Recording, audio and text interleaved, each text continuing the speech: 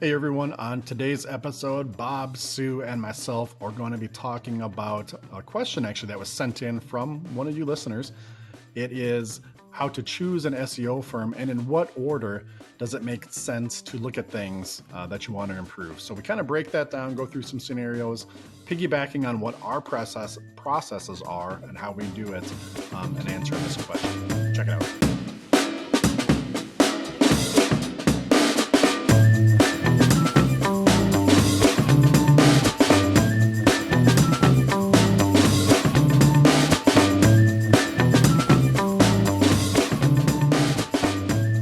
Welcome back to Local SEO Tactics, where we bring you tips and tricks to get found online. I'm your host, Jesse Dolan. This episode here today, we've got Mr. Bob Brennan and Sue Ginsberg. Howdy. How you two doing? Hi. Everybody good? Excellent. Really good. Awesome. Sue, you are. We haven't done the Where in the World is Sue for a while, but you're back down in Texas now, right? Correct me if I'm wrong. Austin, Texas. Awesome. Here I am. I think we might be as warm here in Minnesota as you are in Texas today, finally. So. You're right. I think you're right about that. Bob, I can tell you're in Minnesota still. So. Yeah, I'm in my closet. So. Likewise. Sue, let's jump in. What do we got for today's episode? Today's question, I think it's a call-in question, Jesse, from Dave Evans of Your Own Agent. Hi guys, Dave Evans here from Hopmeyer Evans & Gage Insurance. Website yourownagent.com. We are looking to maximize SEO locally, and we're having trouble picking a vendor. I don't know if there's best practices. There's a lot of smoke and mirrors out there. At least that's what I feel. And it seems like the more I know or educate myself, the more smoke and mirrors I see. So I was wondering if you could discuss the best practices of picking a vendor, as well as developing a timetable of what to address first. You know, is it my backlinks? Is it my descriptions in my YouTube videos that we have currently? Is it fixing all the prior blog posts that we've done maybe incorrectly? My head's spinning, and I thought you might bring some clarity. Very smart insurance business owner. The question is, how do you choose an SEO firm, and what order does it make sense to look at things when you want to improve your SEO? Great question from a business owner who knows his own business and doesn't need to or want to know SEO to the level that we do. The quote of the day today is, if the only tool you have is a hammer, then everything looks like a nail. This is a famous quote by Abraham Maslow, famed psychologist best known for Maslow's hierarchy of needs and the founder of humanistic psychology. More recently, in modern day, I heard this quote from John Joseph McFalls, a chemical engineer and solution-focused manufacturing plant manager, well known for creating a work environment where open-mindedness is encouraged. Good quote, and I think we all have a little bit of that in us. So, to set this up, SEO can mean different things to different people, and different resources even interpret it differently regarding what they deliver when providing SEO to their clients. When one of our clients first came to us recently, they wanted GBP SEO because they told us another resource was providing website SEO. On the surface, this is fine. We work with lots of clients who have other resources working on their websites, and that's works okay with us. Looking into it further, though, in this case, the SEO provider was doing blog posts for our client, and that's what they considered SEO. After sharing this with our client, that what they're doing compared to what we do are two different things, he quickly realized that all SEO is not the same, and he brought us on to do his website SEO service as well. This isn't surprising. Business owners can't be expected to know and understand all the nuances that go into the technical side of SEO when they have a business to run, and that's not where they want to spend their time, right? If I was looking for a new dentist and the first one I spoke to told me that they pull teeth to make room in my mouth, I would think that was the standard for all dentists. And only by doing some research on my own, talking to other dentists, would I learn the best practice is not necessarily to be pulling teeth like that, and make my choice based on an informed decision. Same thing's going on here. You're looking for an SEO firm. You're not trying to become an expert in it. And you need to know that there are differences in what people are telling you and the method of SEO, and make an informed decision accordingly. In the interest of making our business owner listeners savvy enough to know that there's more to choosing an SEO provider than getting estimates and choosing the lowest quote, all SEO service providers are not defining SEO the same, nor are they all providing the same service. They're SEO providers who write you blog posts, those that buy you backlinks, and every other variety in between. The workflow that we follow, the extent of the SEO tools that we're informed and knowledgeable to utilize, and the way we share and deliver metrics may not be the same as any other SEO provider out there. And that's why this question resonated with me, as I know it will for our business owners. How do I, as a business owner, choose a good SEO provider? And what are the important things to look for? And to make sure I know what I'm getting. What are the priorities of good SEO, so I know what should be done early on versus what can wait versus later on in the workflow? That's the question that I tossed to you two today, so we can all become a little bit more knowledgeable about what to look for and where we should be starting, so our SEO will more quickly attract leads online. What can you two tell us about that? Bob, do you have any initial thoughts you want to comment on? Otherwise, I can spot off a few things here. So I'll give you first. Yeah, what I'd look at is obviously referrals are a huge deal. Yeah. And I mean, there's the baseline, how long they've been doing this and stuff like that, which is important. Those are the basics. So I look at referrals. I'm looking for a referral for somebody that is in a similar market size as mine, potentially same industry. Sometimes that can be negative. And then I would look for somebody that they've been doing business with for 6 months, a year, and 2 years, based on, and then just asking that person, hey, it's great, we're on page 1. And it's like, no, you want to ask the hard questions without getting too much in their business, and just say, hey, has there been real growth? If so, how are you been able to track it? You know what I mean? To validate everything is coming from the SEO and everything they're doing. So it's that making sure they're in the same market size and or, let's say, keyword intensity, that what it is that I'm doing. If it's for Amish pole barns, that may not be, that's kind of a niche deal. Anybody can get to the top on that. But if it's something more competitive, those are the things that I'd look at just to validate all that.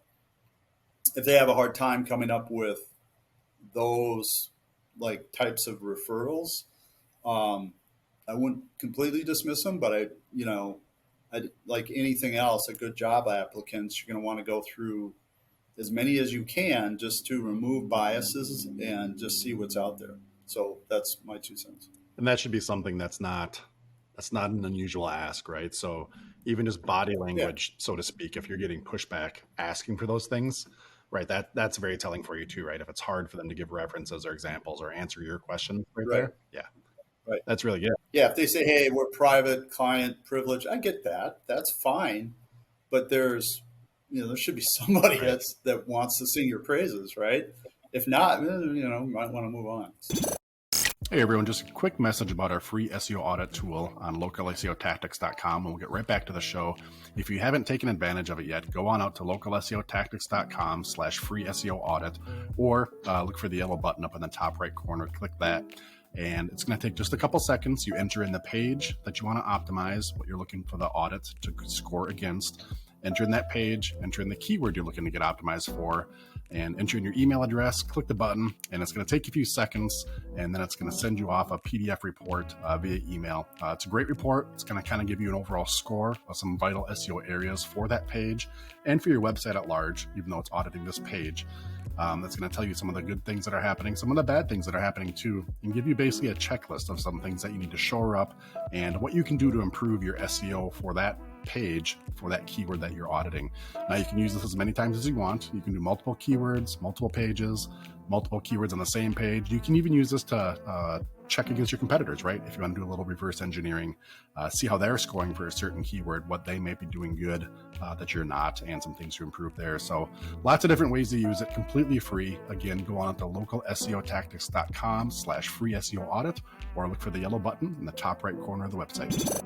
I think, yeah, in that same spirit of like you're talking with this person, asking their processes, references, kind of interviewing them, to see if they're a good fit for you to choose them.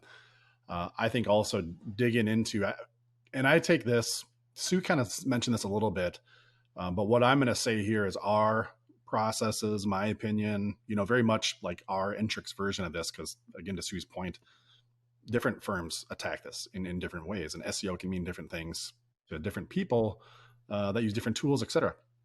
But if we're interviewing, if Bob's a business owner asking these questions, I think also asking, what are you doing in that first month? I think that is very telling, because there should be, like we say all the time, a lot of research, competitive research. Who are your main competitors, Mr. and Mrs. Client? Keyword research, the industry itself. Who are the players in the digital market here that are dominating? We've talked before, go to other markets. Who's dominating in other markets? What characteristics can you see? Like if somebody's going to be doing SEO to your website, they need to understand you, your market, your competitors, the keywords, right? All these things before they can start pushing buttons. Otherwise, they're making huge assumptions, and they're not really doing this for you, for your business. They're just applying something that's worked in the past and either playing the odds or hoping that it's going to work for you too. And that can be okay, not to completely slam anybody who takes that MO, but I don't think that that's delivering the highest quality, right, of SEO to a client. Because Bob, even if you and I were both plumbers, and somebody comes in like, yeah, I'm an expert SEO for plumbers, I got you. I don't even need to ask you any questions. I know what to do. You and I are not the same company. There's going to be something about you that's different than me, and vice versa, and that needs to come through in the marketing. Because when we talk SEO, it's marketing is what we're doing, right? It's a version, a format, a type of marketing.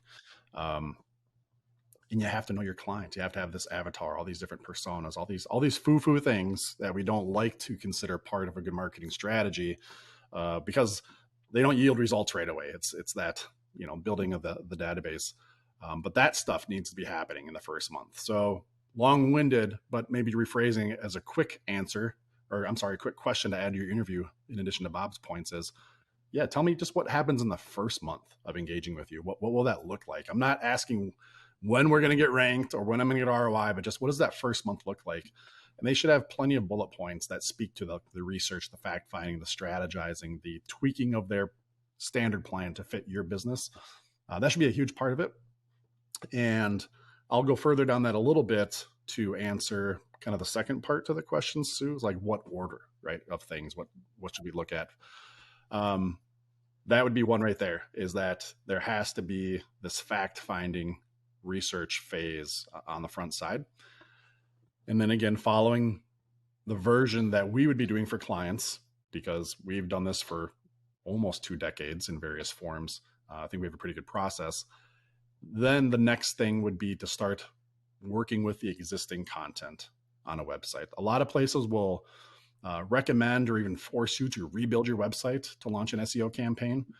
And we will do that if the website is a negative factor, right, in the overall SEO strategy that we have. But that's, I don't know if rare is the right word, Sue. We do it on occasion.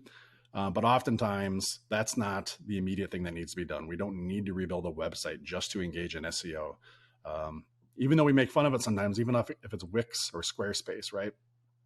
There's SEO you can do 2 things, right? And if somebody's needing SEO, needing help, they're lacking in it somewhere. And there's something a good SEO firm should be able to deploy without saying, well, you have to completely scrap your website, right?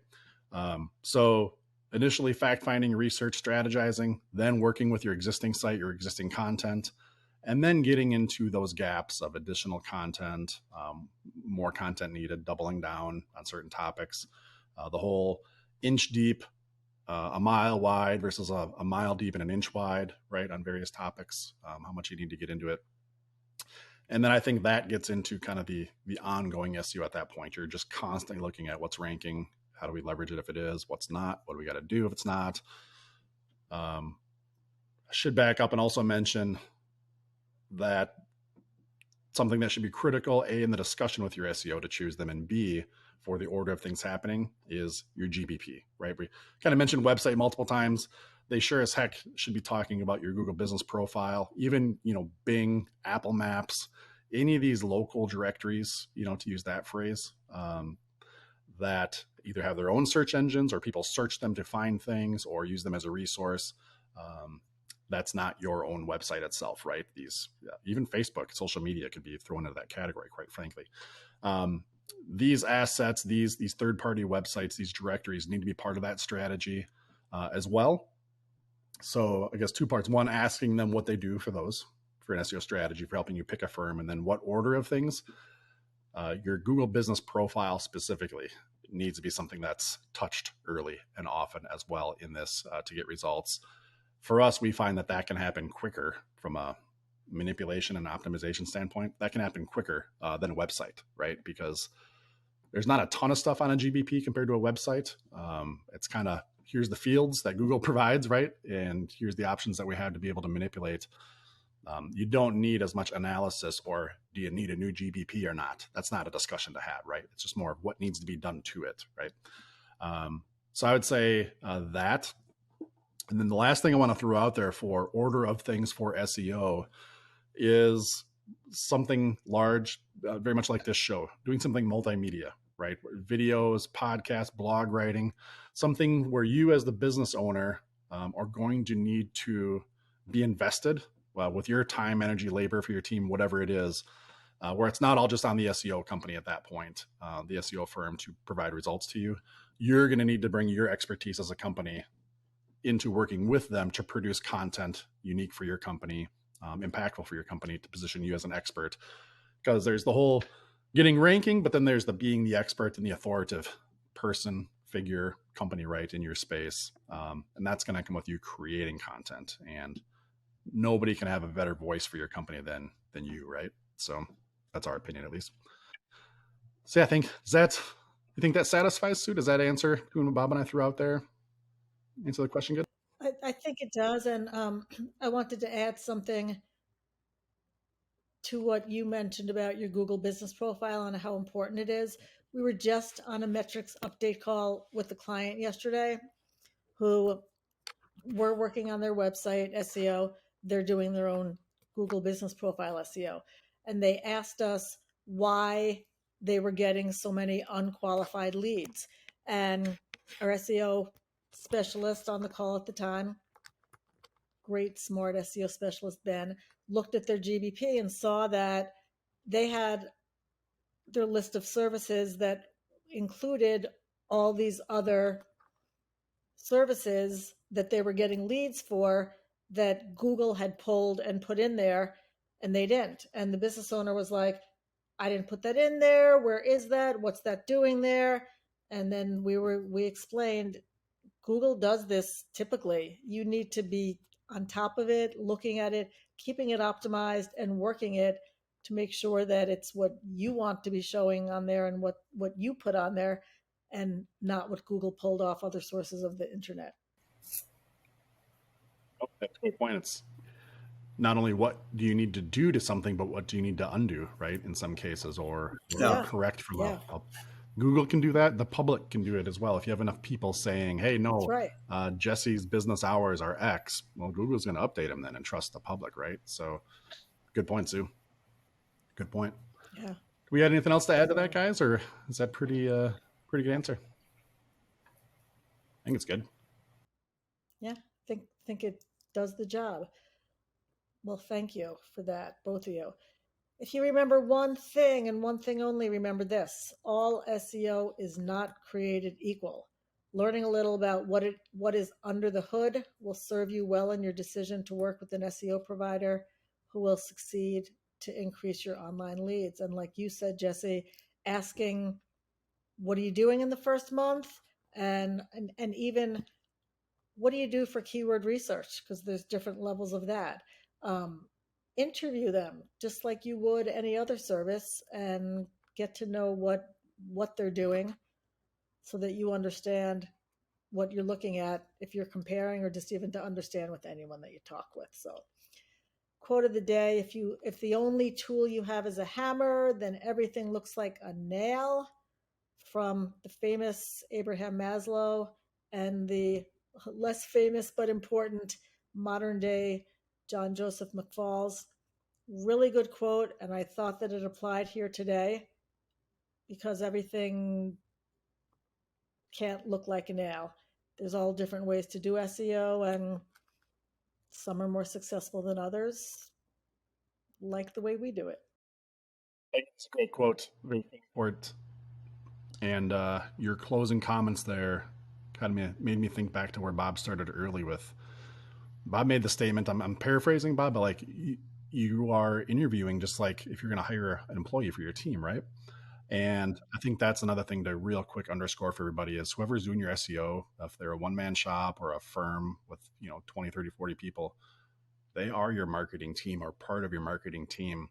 And you should work with them just like anybody else in your team. There should be a good fit. It's hard. That's like super esoteric, right? Compared to the other things we're talking, but you should get a good vibe. You should work well together because they will be part of your team. They're not just doing this thing that's detached from your business, right? They're helping to represent your business, and you should work well together at the end of the day too. If nothing else, if that's a tiebreaker, that'd be a good tiebreaker, right? If you're deciding between two. All right. Thank you, Sue. Thank you, Bob. Everybody else, if you liked this episode, we'd love to answer your questions as well. Go on out to localseotactics.com, scroll down to the bottom, click the link to submit a question. You can type it in on a text form, or you can call it in, leave a voicemail, which will play it on the show, give you a shout out to your company, record it. As long as there's no profanity, we can just play it as is and we'll be good to go. And if you do that, we will send you off completely free for your time and interaction, this local SEO tactics.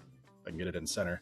Water bottle, insulated stainless steel. It's awesome. These things hold ice for like 24 hours, even in the desert. Elizabeth Samuels from SEO Spring Training just threw that on Facebook a few days ago. Like, this is awesome. This thing is still holding my ice.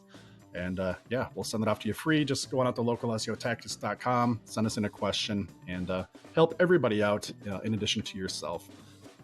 Thanks for jumping on, Sue and Bob, and for everybody else listening. We'll catch you on the next one. Take care.